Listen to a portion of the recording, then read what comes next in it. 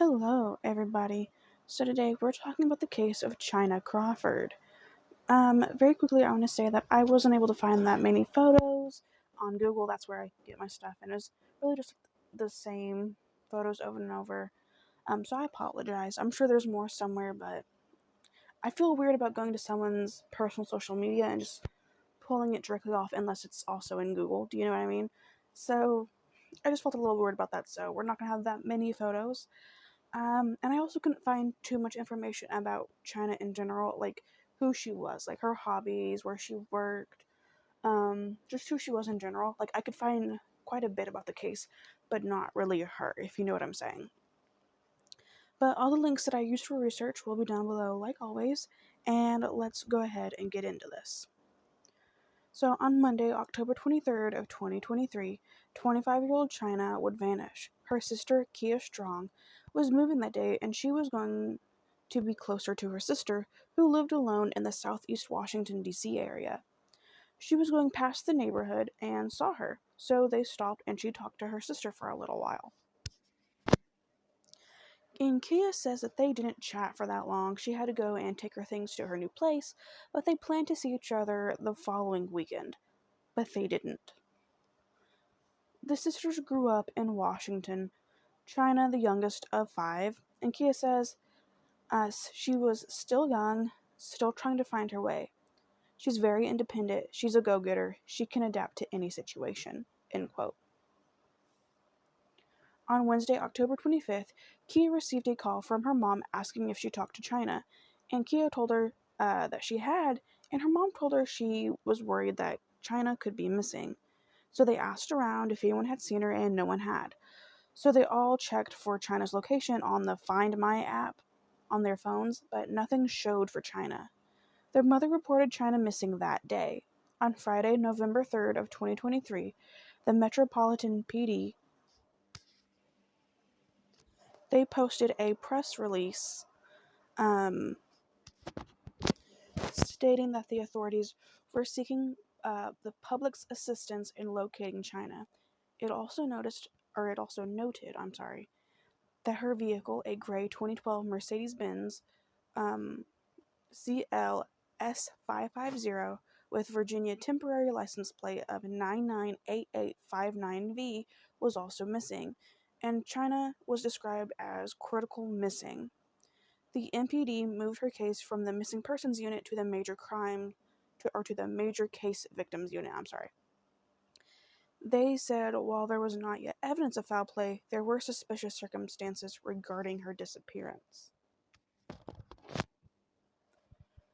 And of course, her family searched for her nonstop. Kia coordinated two searches. The first one was on October 30th, 2023, and they went down uh, Arakosha, I believe is how it's pronounced. Anacosha? I'm not sure how to pronounce it quite. But I'm going to say Anacosha Park behind a railroad track, and that split into two groups. They walked around Chyna's neighborhood and they searched nearby woods, but nothing was found. They also printed out flyers and they hung them around the city.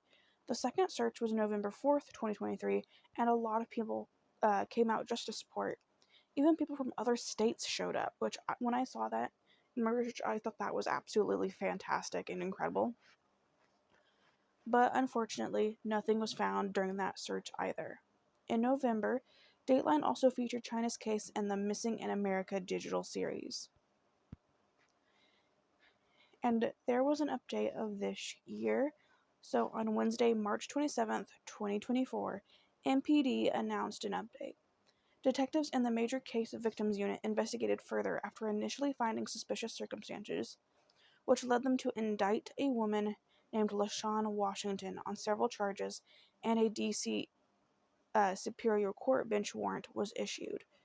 So 32-year-old LaShawn was located and arrested by U.S. Marshals on March 26th and was charged with first-degree murder, felony murder, kidnapping, and obstruction of justice. LaShawn made her first appearance in court and was ordered to be held without bond.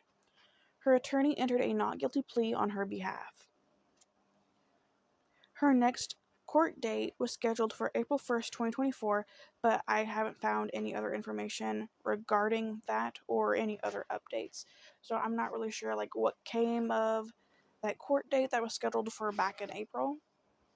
And at the time I am recording this, because I researched this, I want to say about 3 weeks ago now, I still have not seen anything. But after I'm done here, this is definitely going to be a case that I keep my eye on because of how recent these updates are. And I feel like we should probably start hearing more stuff come out about how the court date went and how that timeline is going to go. But that is all I actually have for that case. But to end this video, I have a quote from Chyna's brother. His name is Derek. And Derek says, quote, "I wish her nothing but the worst." And this is in about LaShawn. He says, "I wish her nothing but the worst. I'm not going to have any type of remorse for her or whatever comes of this." End quote. And honestly, yeah.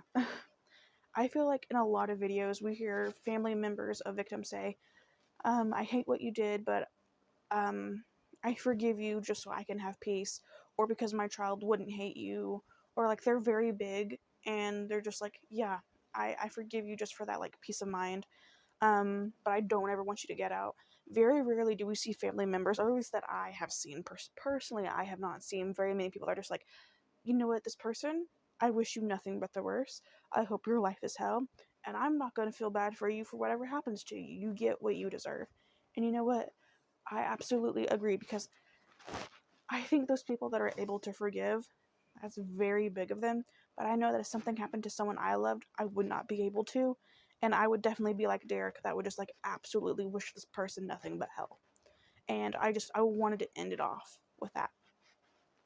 Now, because of what LaShawn is being charged with, the first-degree murder, felony murder, kidnapping, and obstruction of justice, we can only assume that, of course, Chyna is unfortunately no longer with us, which is really heartbreaking. But when I was doing my research, they only gave us the charges. They didn't say anything like else about why LaShawn was being arrested. They only told us her charges and that they had indicted her. And all the articles were like, "We don't know why yet. We don't know if there's like, if they know where her body could be, if LaShawn is talking. We don't know what that evidence is that they have. We don't even know, like, at this point, what the connection is between LaShawn and Chyna. We don't even know what the connection is. Because when I was doing my research, this part came up really abruptly. Like, we have indicted someone. I'm just like, nowhere in my research had I heard from anyone about LaShawn, like whether it's a friend or whatever. I had not heard that name until, oh, and on this date this year, we have indicted a woman. It's like, what is the connection there? Like, it just felt like really like out of, just so random. So hopefully we will learn very soon like what that connection is, exactly what happened between the two, and why LaShawn is getting like a first-degree murder and all of this. And yeah, that is the case of Chyna so far. Her case, like I said, if there's any updates, which I'm sure there will be, perhaps soon, I will come and update you guys. But for now, that is all I have. But thank you so much for listening to Chyna's story so far. And I will see you guys very soon. Let me know your thoughts down below. What do you think could have conspired between these two? I don't know when this video is going up, so by the time this goes up, there might already be an update. And if there is, leave your thoughts down below on what you think about those updates, because I'm sure I would have already seen it by then. And I will see you guys very soon. Bye, guys.